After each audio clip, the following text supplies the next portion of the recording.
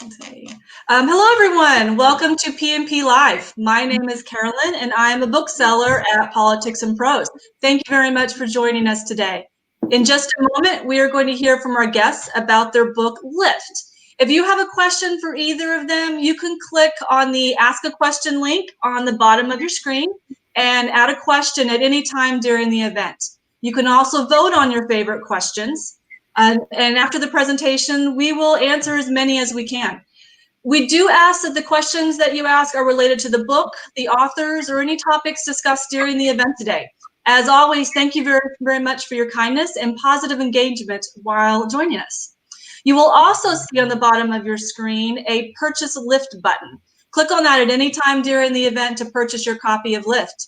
If you are joining us as a student today, please make sure you check with an adult before buying anything. And don't worry about turning off your webcam or your mic for our event. You can see us, but we can't see you. So please get comfortable, and thanks again for supporting our bookstore and joining us today. Now let's get started. We are so excited to welcome author Minh and author-illustrator Dan Santat. They are here to tell us about their new book, Lift. Minh is the award-winning picture book author of Let Me Finish, The Perfect Seat, and the graphic novel The Green Lantern Legacy. Dan Santat is the author-illustrator of many books, including After the Fall, How Humpty Dumpty Got Back Up Again, his graphic novel Sidekicks, and Caldecott Medal winner The Adventures of Beagle, The Unimaginary Friend. You may have Minh and Dan's first collaboration drawn together on your bookshelf. It won many awards and is also a personal favorite of mine. Their latest collaboration, Lift, tells you the story of a young girl who goes on fantastical journeys with the help of a magic elevator button. Please welcome Minh and Dan Santat. Good morning. Oh, good morning. Whoa. Maintain 6 feet, man. I'll keep it quick. How are you? I'm doing great. Thanks for the wonderful introduction, Carolyn. Politics and Prose is always like one of my favorite places to go because we used to live right there. So if we still lived there and we weren't in a pandemic, we'd probably be in the store all the time. But where are you broadcasting from, Minh? We are now in sunny San Diego. In La Jolla, California. We're in La Mesa, so a little bit. La Mesa. Okay. I am in Pasadena, California, as it's properly termed. Thank you everyone for joining us today. I hope everyone's nice and safe in their homes. Today we're going to be reading our new collaborative effort, Lift, written by Mr. Minh and illustrated by me. Is there anything you want to say, Minh, before we get started? How do we break this down? Do you want to discuss things now or discussing after, or just get right into it? I think we should get right into the book and then talk about it after. We're going to try, this is like, so because this is virtual, we're going to try something. We haven't read it together really before, and we're going to try to do it like an old-timey radio show because I have our sound effects. So I have a little bell. Hopefully you can hear that. And all clicking sounds will be stimulated by my snapping fingers. It's technically a meditation bell, so hopefully when you hear it, your blood pressure will go down and you'll feel more at peace as you're reading. Oh, yeah. In this day and age, my blood pressure will be so low. That's fantastic. Fantastic. All right. Let's do it. So I'm gonna share my screen. When I share my screen, do you see me? Yeah, we see you in the corner. Okay, so I better like not make faces. Okay, yeah. Here we go. All right, there we go. The magic. All right. Okay, so this is Lift by me and Dan. That's the beautiful cover. These are the end papers. So our story begins. You can see a family standing, waiting for an elevator to show up. Monday. Hi, my name is Iris. When I'm feeling a bit down, there's one thing that always cheers me up. Pushing elevator buttons. Luckily, that's my job. Up or down, the roof or the basement. Tuesday. Wednesday. I always get to push the button. Thursday. Until one day,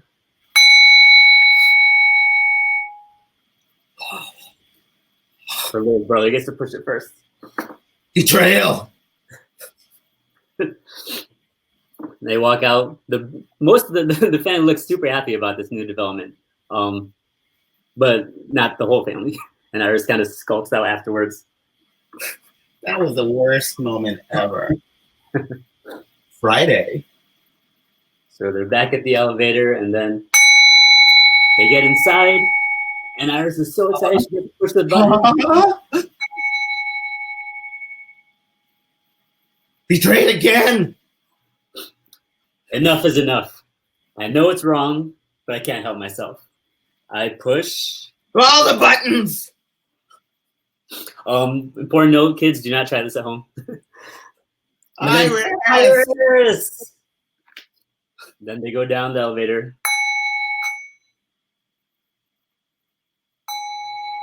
To every single floor. And you can see the family getting more and more frustrated as they descend. So they get to the lobby and they go out, and you notice before one of the elevators was out of order. So there's somebody they're fixing it, and he tosses something. Oh, and he's fixing the elevator.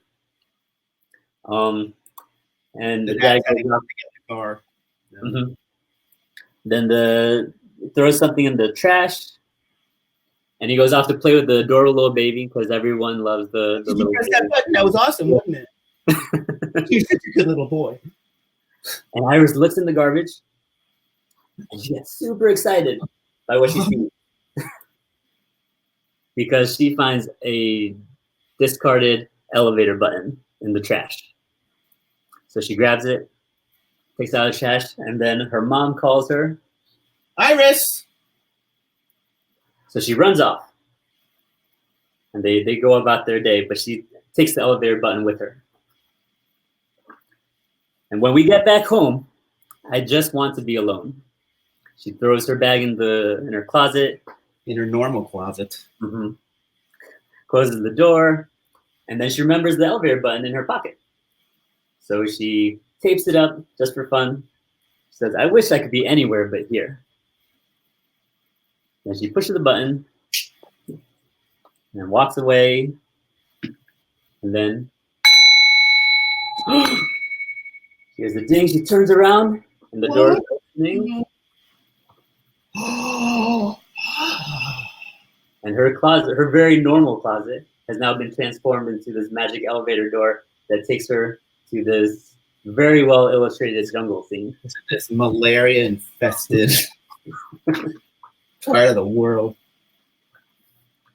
She goes to explore and she sees this beautiful tiger hanging out. Oh, 1 second. Yeah, totally calm. Blood pressure's low. And then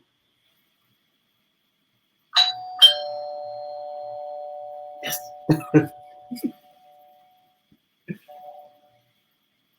I think that worked. The doorbell rings, so she goes back from the jungle back into her room.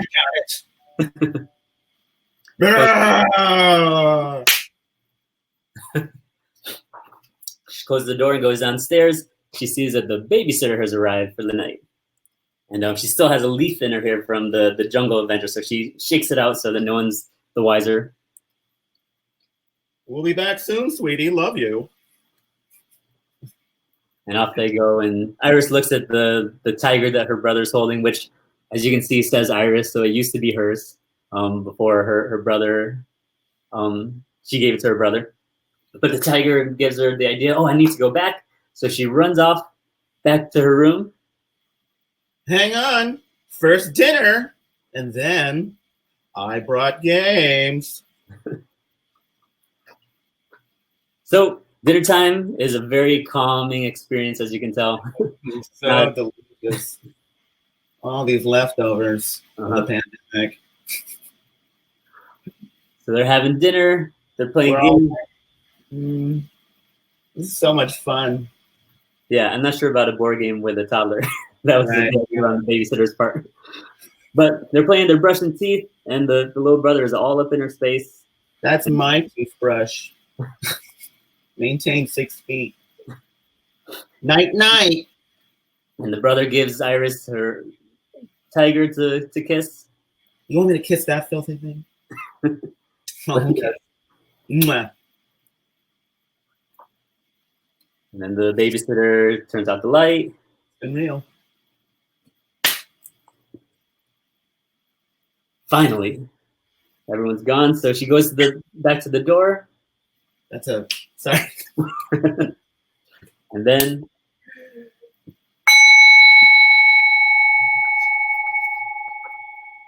suddenly everything in the room starts to float.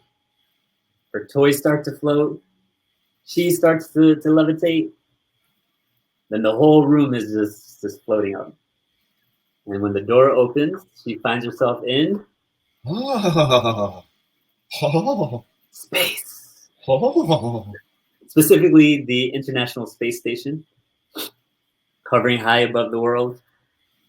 And she's floating in the space station. And she finds a spacesuit. So she gets inside, goes out the escape hatch, and she goes out. Like any normal little girl would. Mm-hmm.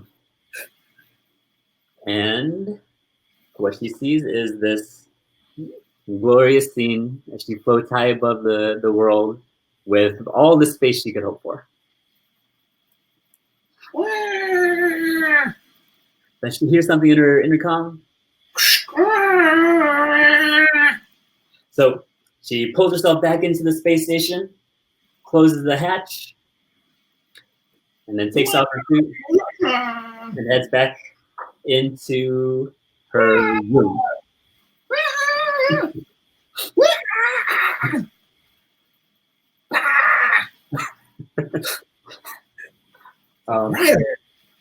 So she goes into her room, she touches down on the floor and runs off down the hall.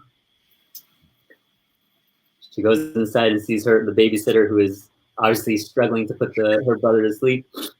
Oh, you paid $10 an hour. I know exactly what you want.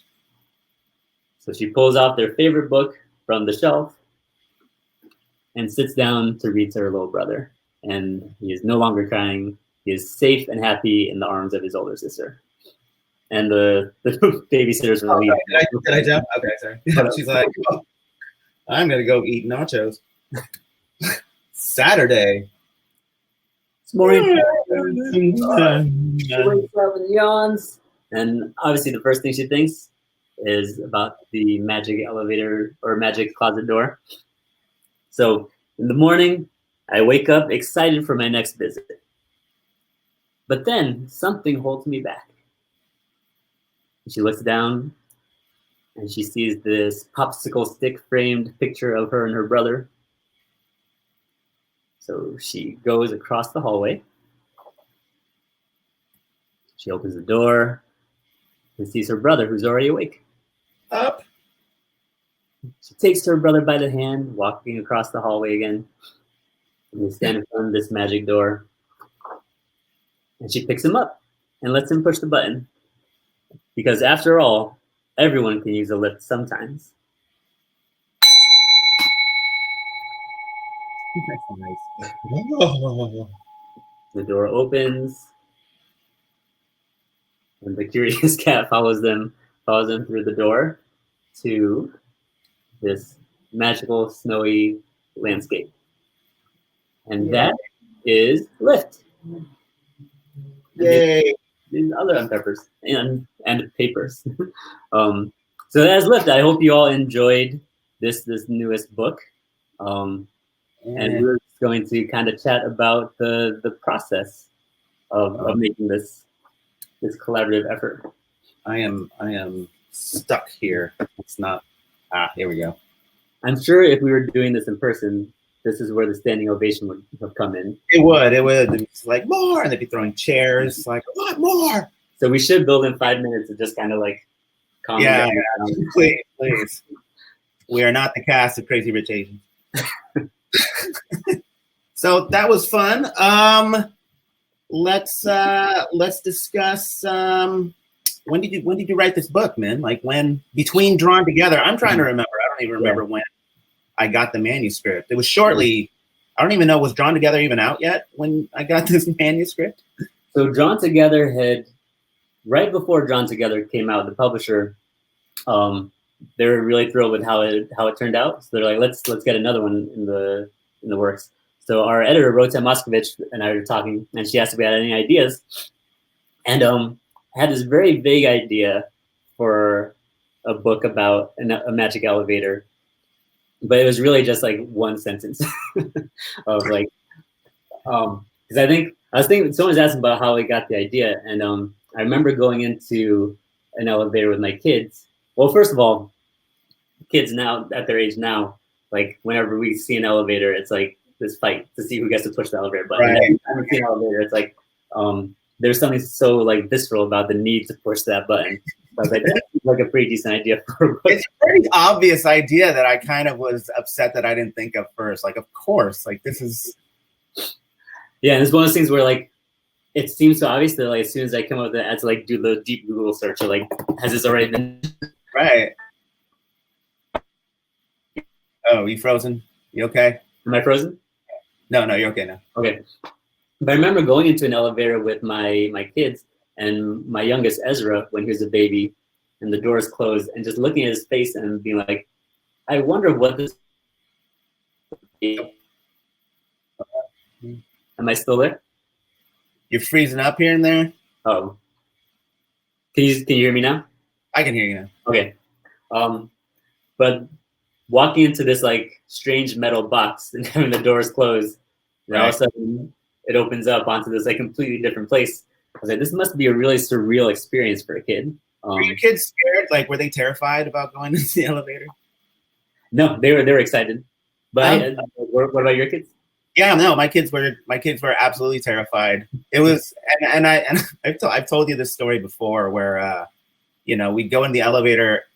I remember one time we were staying at a hotel, and we were staying at like the 8th floor of this hotel, and we were going to go in, and my kids were just like, no,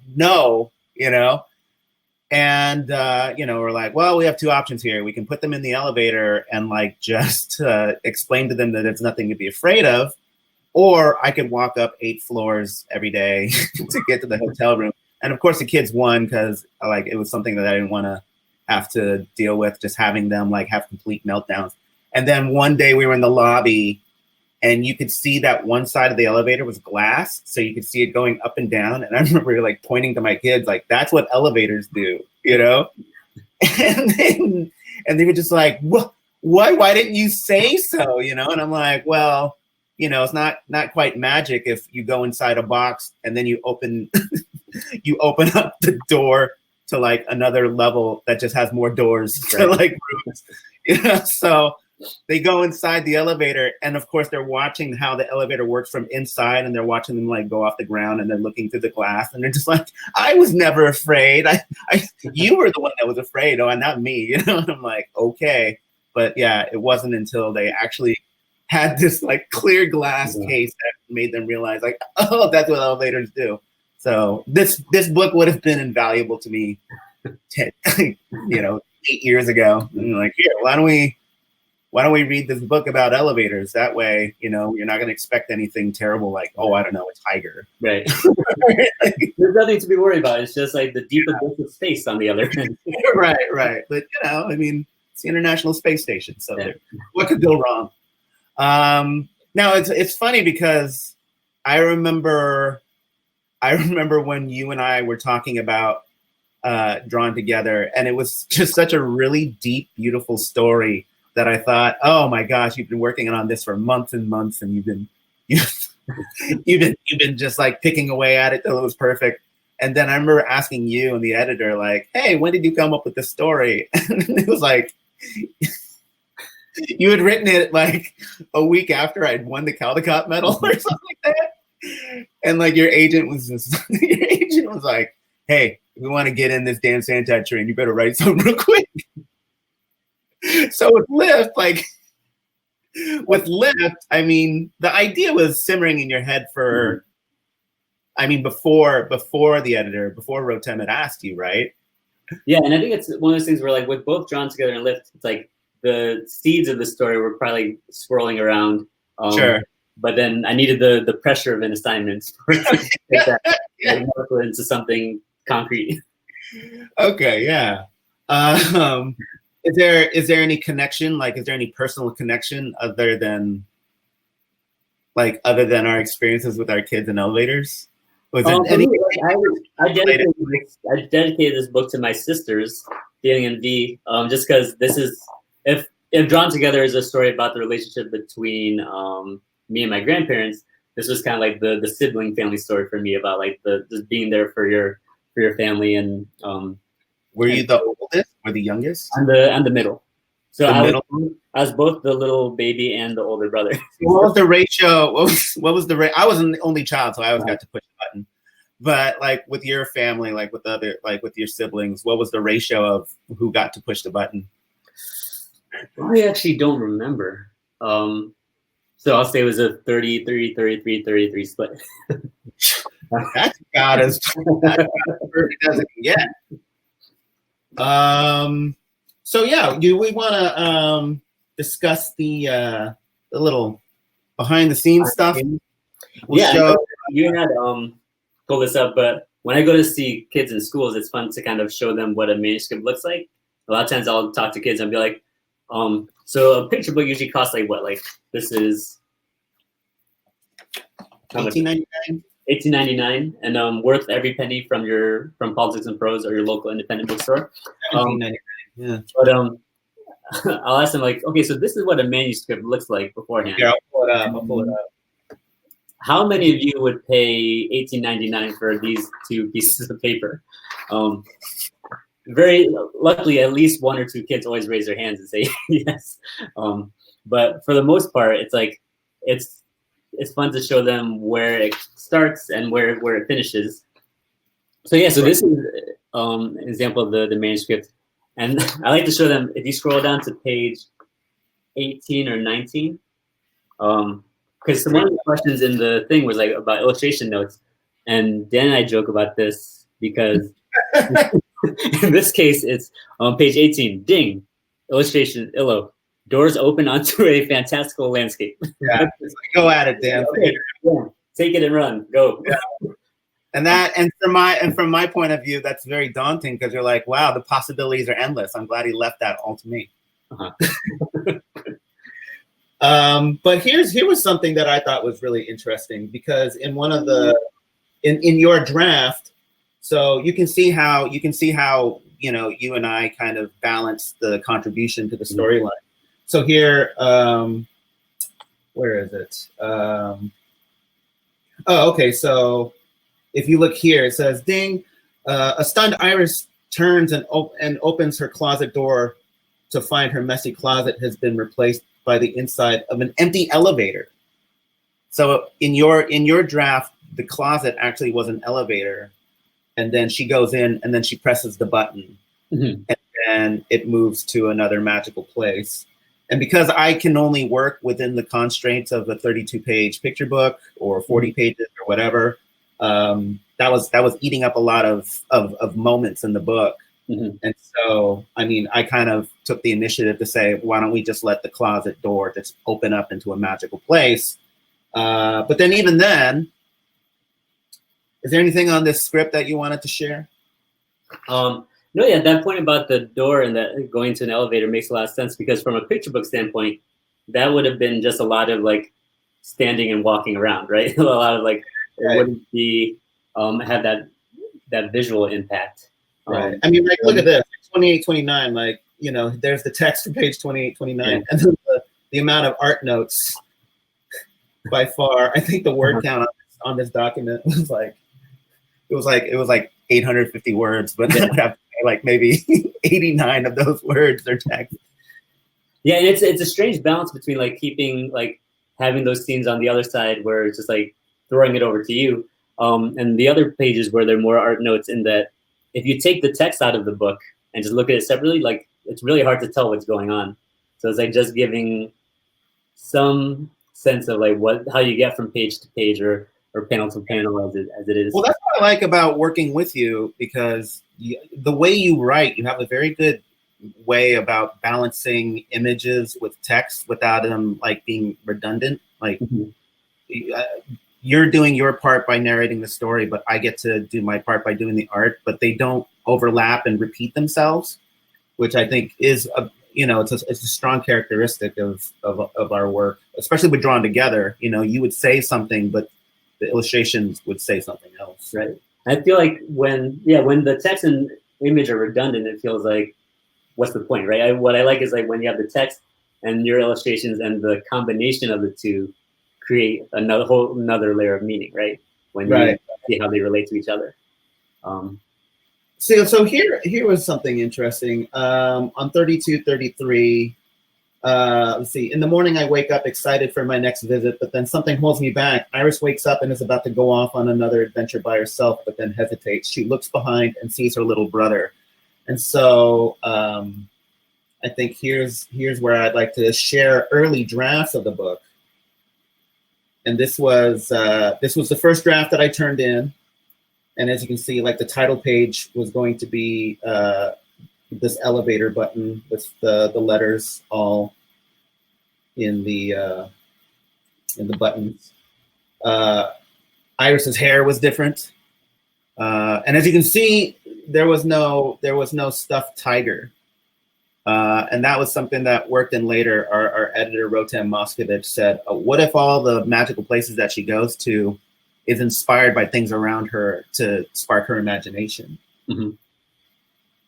And so this original draft was about 40 pages, and a lot of it was me trying to shove everything in the constraints of that page count. And as a result, I felt like it was very rushed. Like I couldn't build up moments. Some spreads felt like they were missing a moment to breathe and really kind of make a beautiful scene. At this point, I haven't put in any typography. Everything was just replacement. So we see all the buttons, but it's like written really tiny, like all the buttons. And so this was all just replacement. Here's the sequence. I kind of like the idea of, you see in the first panel, they're handing each other the car keys just to make it obvious that the dad went to go get the car. Right. Here in the lower right-hand corner, you see the address of the apartment. It's 257. That's actually the address of my home. Oh, nice. I was wondering about that. Yeah. And so, here's the moment where the door opens, and you can see some snowflakes coming out in the lower right, because in one of the first drafts, she goes to the Himalayas. She's out in the Himalayan mountains, and then she sees some mountain climbers, and she just kind of waves at them like, this is absolutely weird. Comes back, closes the door. There's the babysitter, and say bye. She's going off to play the board game. And then the first draft, it was called Puppet Land. I didn't know what kind of board game I wanted to make, but I knew I wanted her to go out into space. So here they are getting ready for bed. And as you can see here, the babysitter's just saying goodnight, but and the little brother's just like waving at her like night, night. But later on when we worked in the tiger, that was where she kissed the tiger to sleep. And the image here of her floating off the ground in front of the closet door. I remember when I read the script, like that was one of the very first images in my head that I said, I want this image to be in this book.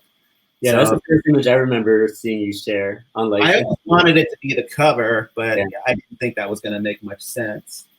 And then this was my first foray into the International Space Station, because there was a point where I thought, well, I want to draw the entire space station. And so I had this little window, and it wasn't entirely clear.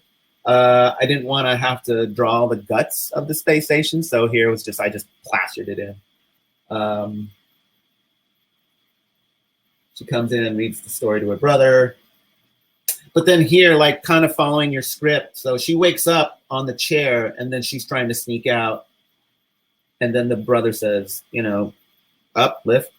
But I remember when we were kind of going for the first read through of this, the narrative felt like she was trying to sneak out, like, I got to get out of here. And then her brother catches her. So it's like, oh, okay, I'll bring you along. So that didn't quite work out. That's why we had to change it a little bit. Here they are, they're pressing the button. And now, you know, there was like these creepy vibes that the editor felt about them standing in front of a door that had like light peering out of it. It was like, looks like they're going to heaven, you know, like. And so the first draft, I left it open for the imagination of the reader of where they went to next, right? And that was not something they wanted, a little bit more clear. And so when I got all these notes, I went into the second draft, and that's when I started working in the bear, the tiger. You know, they thought that her haircut was a little too adult, so I gave her pigtails. Yeah, and all those, it's great to now, with the finished product, I feel like you can read through and like we have these clues in there that you can kind of like guess what's coming. Or if you don't catch them the first time, if you read again, you can kind of put the puzzle together. Just kind of nice. Right. Like you said before, like that the first draft felt too crammed. I think it worked out in the end, and that now that you have those spreads where you can breathe, you have that balance between like those pages where there is a lack of space and you feel confined and you have a lot of panels. Then you have the next page where it's all of a sudden you're floating above in like a whole spread, and like the contrast there, I think works really well. The editor, Rotem, was great because I asked her, I said, I think I need more space in the book to actually be able to tell this story. And she's like, how much do you want? And I said, 56. And she's like, granted, you know. So they let me go off and add 15 more pages, and we still kept the price at $17.99. All the savings go to you. So this was my drawing for the jungle and the tiger. It was still called Puppet Land because we were still trying to make that connection between the elements of the real world and her imagination. Mm-hmm. This was my first sketch of the International Space Station, so I'm not ready to draw little details. And so there's that scene where she's out in space, the 2-page spread of her floating out in space. Like I couldn't fit that into the page count until the art director said, hey, you have 2 spreads that are missing. Like you can still add 2 more, which gave me that moment. Because being out in space, I didn't want to spend it on half. Like the fact that it was just half a page, like kind of broke my heart. So when I was told that I still had 2 spreads left, I was thrilled. So here we are with the ending again. So they're in front of the door. They press the button, and then you have this very poltergeist kind of feeling of just like this glowing door and these silhouettes, and then the doors, and then the tiger's left, and the cat's like, "Whoa, that just happened," and it was like the end. So that didn't work out, and so here we are. This was like the 3rd draft, and suddenly everything finally came together. And like all these sketches, that was about a span. I think I was working on the sketches for about 2.5 months. And so this is pretty close to what we have here. If you see here, like I had the dad in just like morning clothes, just like any parents do. Like they're dropping their kids off at school, and all the moms are showing up in like their Lululemon like sweatpants and stuff. And like as a dad, you're just like, I barely got my stuff together just to get you to school. But nowadays, putting on jeans is like getting dressed up. So. Oh yeah. No, it's. I was like, should I wear socks for this event? Why not?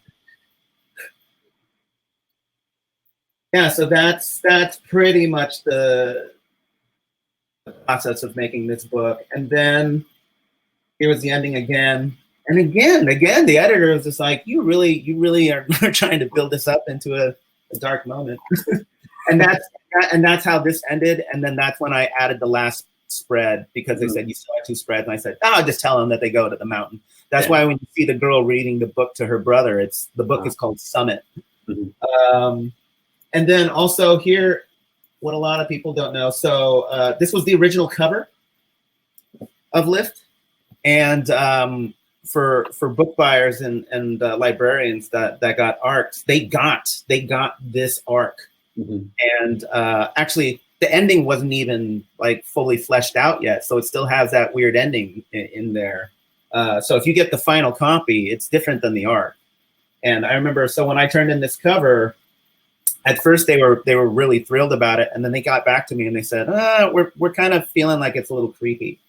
It's a little moody. Like, we're afraid she's gonna fall out the letter I. And I was like, what are you talking about? You're insane. And then I just started going through all these different iterations, saying, okay, well, if I can manage her safety in the cover, will you still go with this idea? And they said, yeah, sure. So, I put like a big tree trunk in there so she won't fall out. I still liked incorporating the moon. And then something as an artist, sometimes it's just really nice and important to just kind of break the mold and just say, let's just pull a complete 180 and just kind of come up with completely different ideas. This is where I started incorporating more of the jungle. I like the idea of using the moon as an elevator button over a letter. And this is when we're starting to solidify some ideas. This was to humor the publisher. The publisher was like, what if we have one where the girl's like right in the front? And I said, that's terrible, but I will do it. And as you can see, our names are highlighted as elevator buttons on the top. This is one where I was trying to do the type horizontally, but I really like that vertical feeling of the type. Worked in the moon again. And then we're slowly getting there, and then I incorporated the moon to do the elevator button sequence, and that's the final. I think you went exactly where you needed to. right where it was. And so, do we want to show the jacket case, or do we want to give our So, this is the front. And in the back, we have an elevator button, and then a nice quote from Carl Sagan that says, imagination will often carry us to worlds that never were, but without it, we go nowhere. And then when you take off the dust jacket. And I know librarians get upset, and they just go, oh, well, why do you have to do that? Because then we can't show the kids. And it's like, because it's a nice little extra thing. Like, sometimes you just have so many ideas that sometimes you don't have anywhere to put them, so you put them on the case cover. So here's the front case cover where it's Iris's room, but then when you turn it over, it's the other side of the door. And of all the case covers I've ever worked on, I think this is like one of my proudest achievements. I was really proud of this. Like, I'd be perfectly fine if this was the cover of the book, Yeah, I love that spread or that image. So that's that. Do we have anything else to say? Should we open up to questions? Yeah, let's go. I think we have some questions. So good to go with the questions. Yes, hi. Good to see you again. Thanks so much for telling us all about Lift. I'm with you on the dust jacket. That's one of my favorite things about your books and Drawn Together especially. And I feel for the librarians not being able to show it because it is a really fun feature of your books. So we have quite a few questions. We will get to as many as we can. You can still answer, ask questions if you want to click on the Ask a Question button that's down the bottom of your screen. And or you can go ahead and vote on questions that are already there, and we will get to as many as we can. So we'll start off with Abigail had a question for you, and this is kind of going towards talking about how this month we're celebrating Asian Pacific Heritage, Asian Pacific American Heritage Month. And so who were your Asian American or Asian role models growing up? That's a great question. For me, and this thing that I've come to realize over time is that a lot of my role models were just like people in my family. Like I wrote, like a lot of the books that I write end up being family themes. So like Drawn Together is about my relationship with my grandfather. Green Lantern Legacy is about my relationship with my grandmother, and I kind of write her as a superhero. So while I look to popular culture and books for heroes, I ultimately found them mostly within my own family community. And I'm not sure if that's a cop out of the question. No, I mean, for me, like growing up in the 80s, the exposure of Asian icons wasn't really prevalent. I mean, the majority of it was like coming from, you know, the few moments that you had in cinema. And so a lot of it was like, for me, like, oh my, I love Bruce Lee and Jackie Chan movies. Like I remember like that was a thing that got me into wanting to study martial arts. And then I studied martial art for 12 years. I have a black belt in Shotokan. And, you know, I mean, one of the few icons that I could really glom onto, or, you know, the few actors that you could see, like Pat Morita, like when, you know, I loved the whole wise old Asian man thing from the Karate Kid. And then him being, you know, this hilarious figure in Happy Days, when Happy Days started out, you know, George Takei, you know, those characters. But I mean, growing up, like the icons were very few and far between. Yeah, it's. I remember the first time I saw Rufio appear from Hook. Oh yeah, like, yeah. It was slim pickings. But so it's great to see now when there's like more representation and all different kinds of idols or people that you can kind of look to on Absolutely. the pop spectrum. Times have changed. Yeah. Okay, thank you. Yeah. So moving on to another question. Let's see here from Julie. She says, from a book that is so light on words, what is the collaboration process like between the writings and illustrations? So Dan, you talked a lot about you getting feedback from the editor. So what about together? How do you two collaborate together?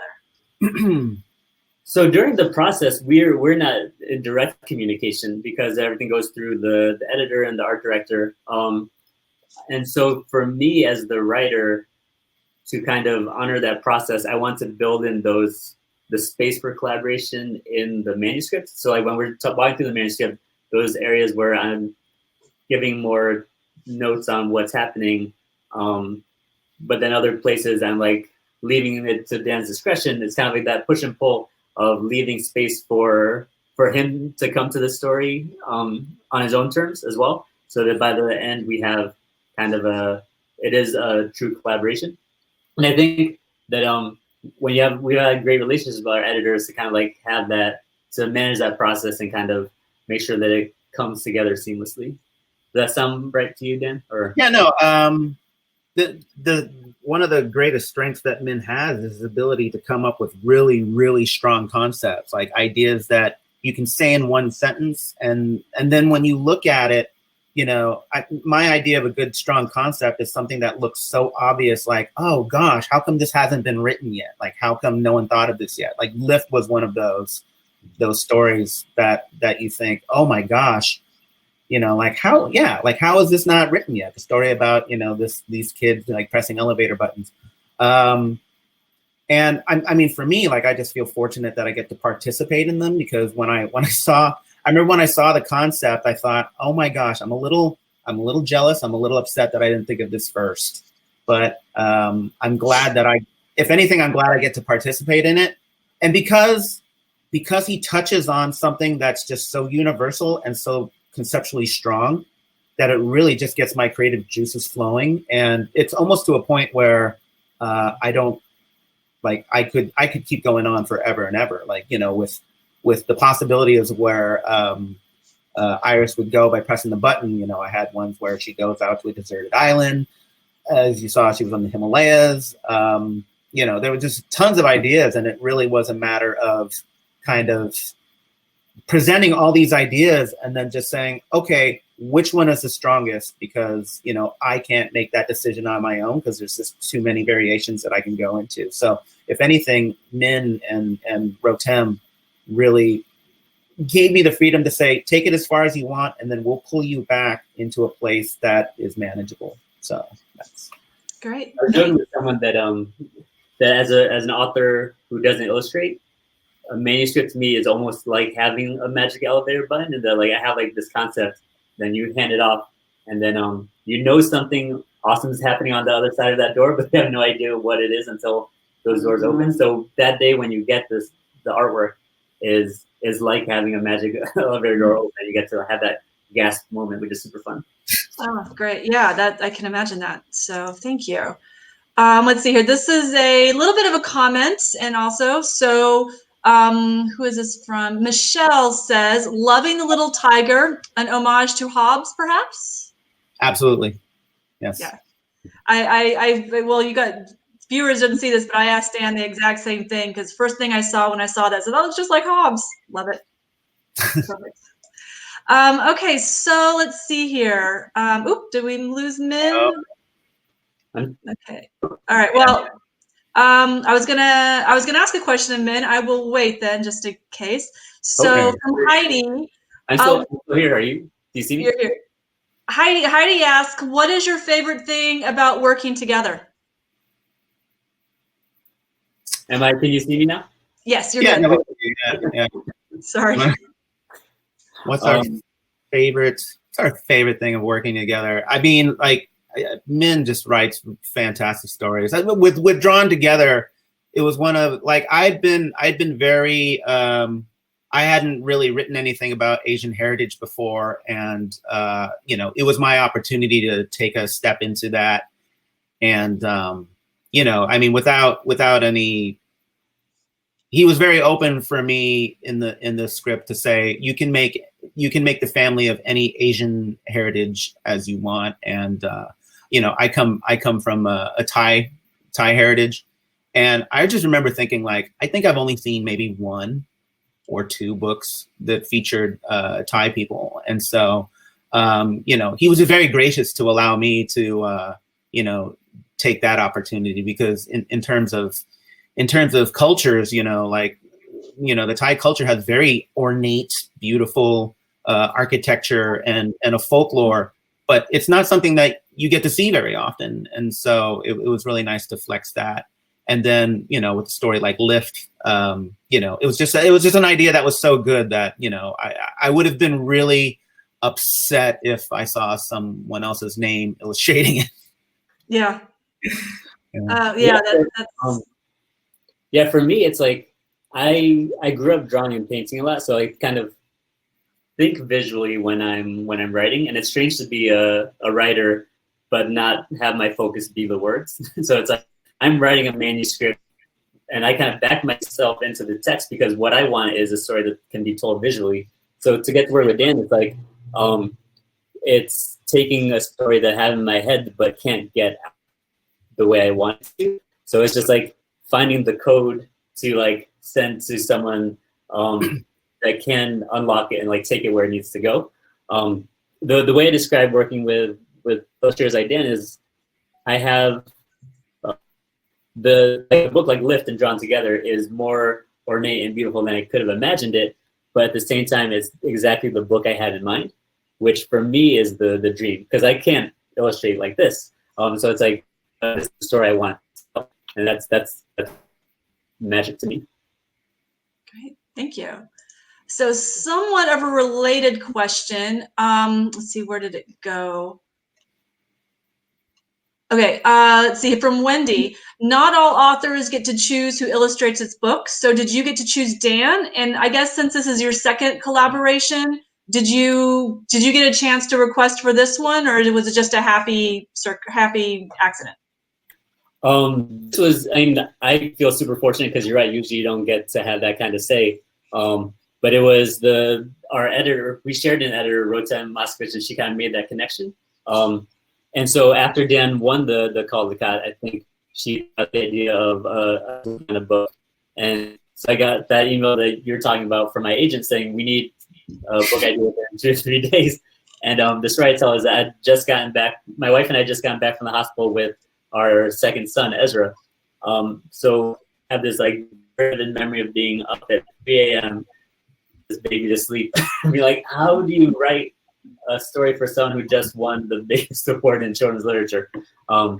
And luckily that's what came out. So yeah, I backed my way into the partnership, and I just do my best not to let that go. And I'd known Rotem for most of my career. I think our introduction was early on in like 2006, and she had moved over from Scholastic, and then she had followed up after I'd done a book with Mac Barnett called Oh No, or How My Science Project Destroyed the World. And then she worked with me on the sequel. And for a long time, we knew that we wanted to work together on other projects, and it was just a matter of finding the right project. She was actually almost my editor for Beagle, but it had ended up going and being auctioned to my current editor, Connie Shu. Okay. But yeah, it was always a thing. Rotem's one of the best in the business. I love her. So I think we'll probably have, this is our last question here. Are there any more plans for any future collaborations? Min? I hope so. I noticed when Dan's been posting about like you making this like ukulele out of cardboard, I was like, oh man, I need to get you a manuscript. I was like, you're using all your creative energy in the wrong way. But yeah, no, I have to keep this fun. I think I speak for all of us that we would definitely appreciate that. It might be a book about a homemade ukulele for. Okay, well, unfortunately, that's all the time we have today. We were so glad that we were able to spend this time with you and that you were able to spend that time with us. So thank you very much. Thank you. Let's see here. So just don't want to forget that you can still click that button on the bottom of your screen to get your own copy of Lift. And you can also shop online at our store for Min and Dan's other books. We would also love for you to join us for future events. In your upper right-hand corner of your screen, there's a follow button. You can click on that, and that will let you know when we have any other future events with Politics and Prose. You can also follow our Kids and Teens department with at Kids and Prose on social media, letting you know about any future events. So we hope that we will see you all again. Min and Dan, thank you so much for telling us about your collaboration, the story of how the book came to be, and I think I speak for everyone that we really appreciate and loved hearing about it. Thank you, everyone. Stay safe. Yes, thank you. Thank you so much. Oh wait, 1 second. Sure. 1 second. My boys want to come in and wave goodbye. Oh, your video's not working, my man. Oh. Sorry. Okay, bye. Okay. Bye, everyone. Thank you very much. We hope to see you again soon. Take care. Bye. Bye.